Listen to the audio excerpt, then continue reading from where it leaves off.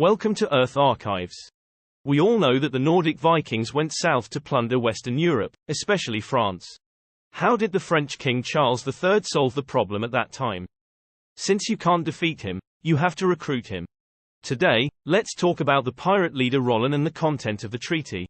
Before the show starts, please subscribe, like, and turn on the little bell. If possible, leave your thoughts.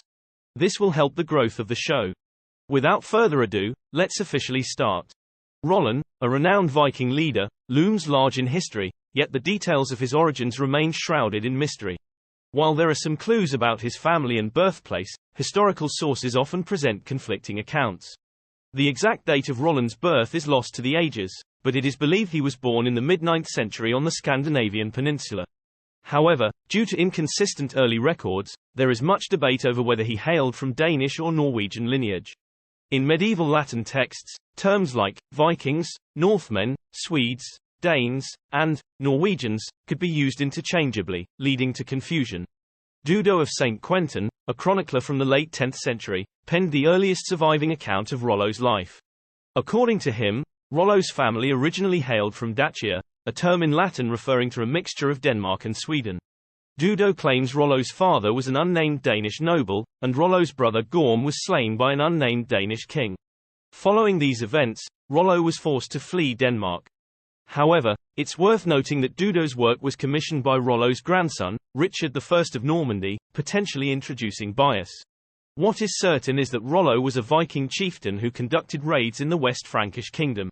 Chronicler Flodord, circa 893-966, ad. described a Viking raid in the year 876 AD, which devastated the area around Rollon, corresponding to Rollo's activities in the region as mentioned by Dudo. Viking raids on the Frankish island began in 820 AD and continued periodically, with ships easily navigating up the Seine River for invasions. The first raid in 820 AD failed as the Vikings were unprepared for the resistance they faced upon landing. However, when they returned under the command of Asgeir in 841 AD, they were better prepared, pillaging and burning Rollon and seizing a considerable amount of plunder. Following this raid, Norwegian chieftain Ragnar Lothbrok initiated a siege of Paris in 845 AD. In 858 AD, Viking raids on Francia were so lucrative that notable leaders like Bjorn Ironside, allegedly the son of Ragnar Lothbrok and his queen Aslaug, and Hastein, also known as Hasting, attacked the region before or after their famous Mediterranean expeditions. In 876 AD, a fleet of 100 ships sailed up the Seine, causing havoc in the region, likely under the leadership or significant involvement of Rollo. Charles the Simple, leading the Franks, eventually realized that Viking raids were unstoppable.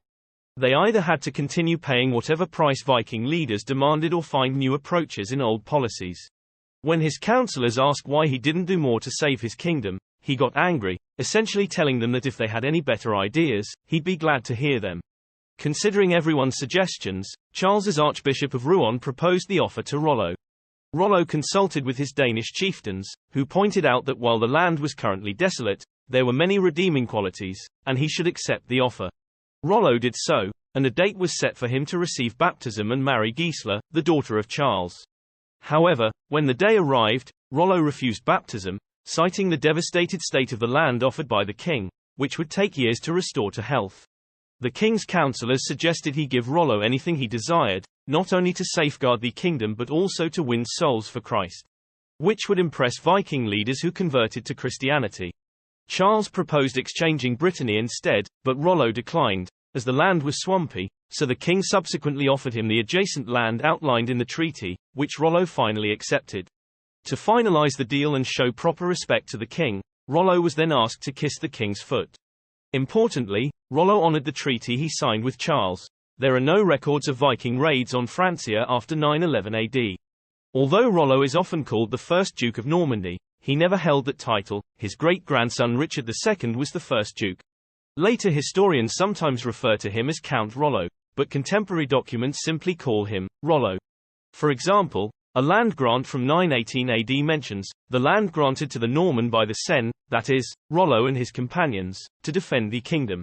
He is known to have claimed a title for himself, but what it was is unknown, although early historians called him chief. He ruled his kingdom as a Viking chieftain, reforming laws to suggest acceptable behavior and implementing a code emphasizing personal honor and responsibility. Robbery, assault, and murder were punishable by death, but deceit could also warrant the same fate, as one anecdote illustrates. Rollo decreed that farm tools must remain in the fields and not be brought into the houses at day's end. When it appeared to him that a farmer's wife had hidden her husband's plough, Rollo compensated the man for his loss and ordered a harsh trial for the suspected culprit. After all had undergone ordeal, he beat the wife until she confessed. When the husband admitted he had known all along it was her, Rollo rendered two guilty verdicts. First, you are the head of that woman and should punish her. Second, you are a co-conspirator in the theft and unwilling to divulge. He hanged them both, and in a cruel manner. Dudo credibly claims, this act made the locals very afraid, to the extent that the area became free of minor crimes a century later. Rollo retired around the century's end. In 927 AD, his son William Longsword, reigned circa 927–942 AD, succeeded him, only to die shortly afterward in 942 AD. In 930 AD, William Longsword's illegitimate son Richard I, also known as Richard the Fearless, inherited the throne at around the age of 10 upon his father's death. Richard I respected the policies of his father and grandfather, and Richard II continued this policy. The reigns of his successors Richard III, 1026–1027 AD, and Robert I, 1027–1035 AD, were filled with instability and civil war, ultimately culminating in the rule of William I of Normandy, also known as William the Conqueror, in 1035 AD. William's conquest of England not only fundamentally changed English society but also altered European culture as a whole, his policies echoing those implemented by Rollo in early Normandy.